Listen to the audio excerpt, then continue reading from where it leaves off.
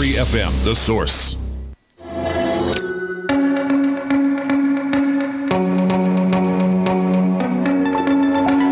All right, 7 minutes after 11 o'clock. Thank you for tuning in. One of the mistakes I think that I've made is that I'll be with a younger person, and all of a sudden I'll just kind of try to be funny, or I'll brush off maybe my lack of knowledge about a pop group or something, and I'll say, oh, well, you got to understand I'm old, right?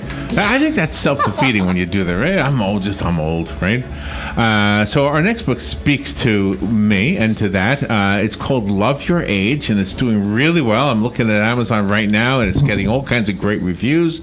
And the author of the book is on the phone. She is Barbara Hannah Grufferman. She's a positive living expert, a contributor to the Huffington Post, The Doctors, Dr. Phil, NPR, Good Morning America, CBS This Morning, The Dr. Oz Show, and she's the Bone Health Ambassador for the National Osteoporosis Foundation, and she's on our show, so it's an honor. Yeah. It's an honor to have our show listed with all those big shows. Love Your Age: The Small Step Solution to a Better, Longer, Happier Life. Barbara Hannah Grufferman. Good morning, Barbara. How are you? Good morning, Larry and Robin. Thank you so much for having me on. Really appreciate it. Yeah, I want to love my age, and I don't. Can I tell you what it is? It's 63. Is it a good age to love? What are you? Absolutely. I'm 61, and I love my age. Listen, it's not always easy to love your age. I get that. There are days we wake up and, there might be a new ache or pain that we didn't have yesterday, and we're going, huh? But you know what? And also, the media very often will just send these messages that say, getting older is not so great, being younger is so much better, it's more beautiful. So I get all of that. And then really what does it come down to? It comes down to making the choice, which is what I had to do and really do every single day to embrace my age and really to embrace who I am now. And that was really this aha moment happened when I was about to turn 50, which is really a pivotal time for most people, men and women.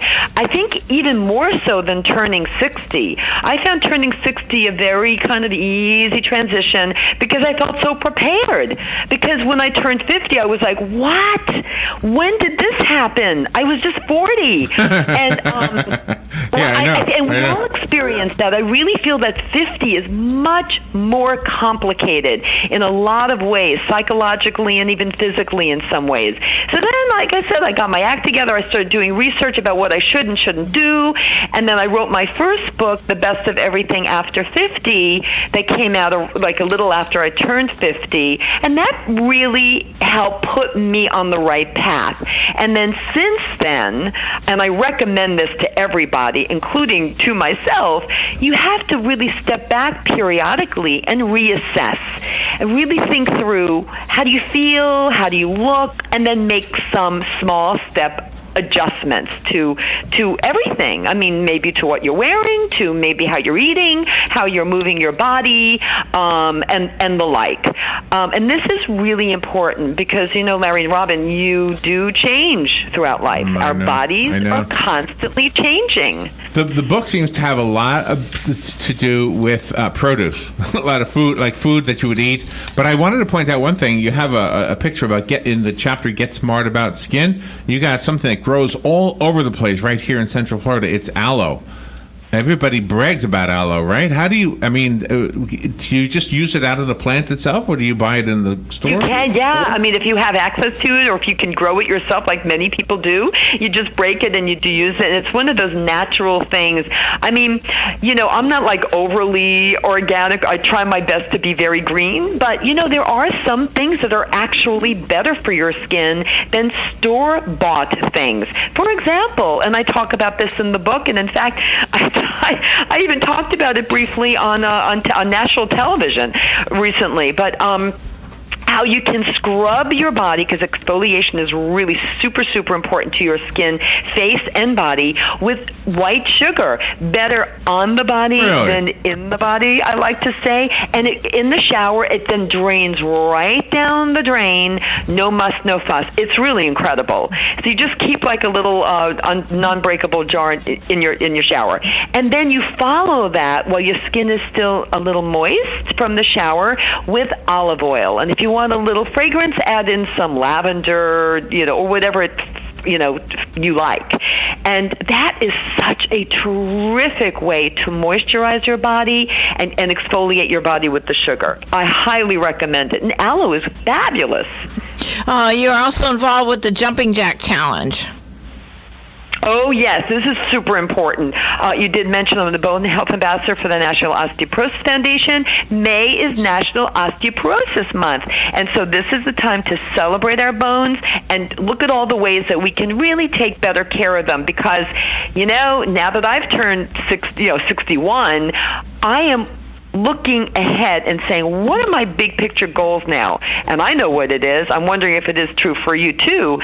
It's to be mobile and independent for as long as possible. And the number one way to get there, there are many ways to get there, just like taking good care of yourself, but the best way to get there is to make sure your bones stay dense. And the way to do that, very simple, get in that calcium through food, if possible. Take the vitamin D, 2,000 a day, to make sure your body absorbs the calcium, and do the right forms of exercise to keep your bones strong for life. And this is really important.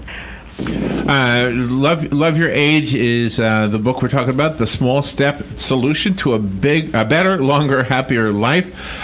Is it possible to reverse? Like, let's say you weren't doing the right thing all your life, and then all of a sudden you said, I'm going to change my ways.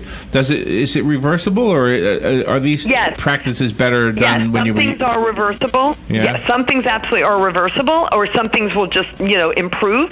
And I am the walking, breathing, living example of that. You when look I turned great, 50, by the way. I'd gone to menopause. Thank you. I started running.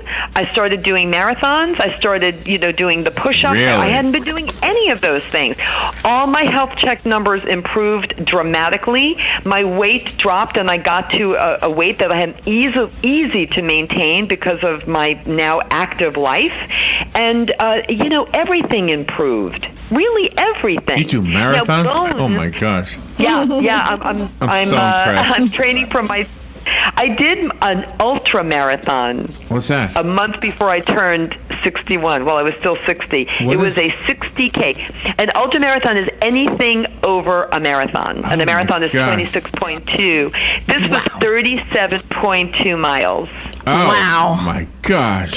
And I have a medal that says 60K that I got while I was still 60. And that's why I did it. Nice. Wow. And you do advise people to take small steps, to do baby steps when they have a regimented exercise program, so they get used to it, not bored. It's important that you find something that you love to do, that brings you joy, makes you feel good, or else you won't do it. That's just the bottom line. I happen to love running, but you may not love running. So you may love tennis or elliptical or something else. Yeah. I love running. It's efficient. It's cheap. And I love it. And we really have no excuses. We live in a beautiful part of the country, and it's hardly ever really super bad weather. And we got some beautiful beaches to run on and all that. So, all right, I have a copy of the book, Love Your Age. If you want the one that was sent to me, call me, and I will set it aside for you. The rest of us have to go buy it. I did find it on Amazon. Do you have a website you would recommend? Yes, I have a website with tips that I put on all the time, BarbaraHannahGrufferman.com. Okay, excellent. Let me give the book away. Good morning. You've got the book. Who's this? Helen. Helen. All right, Helen, you got the book. Helen. It's waiting for you. Barbara, thank you so much for being on the air with us. That was fun. Thank you so much. You're welcome. We will be right back. Bye.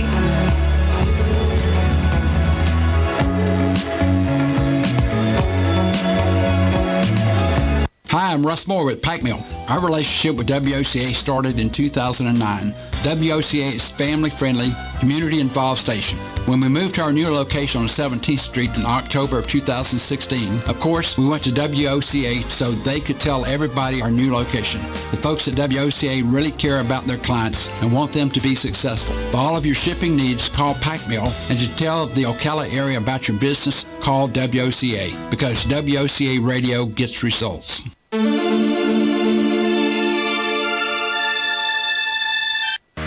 I'm Jennifer McCullough, the Executive Director at Palm Garden of Ocala. May is the most exciting month of the year for us. The week before Mother's Day is Nurses Week, and I would like to shout out a big thank you to all of our nurses who care for our precious residents and guests. They are led by Sharon Baker, our Director of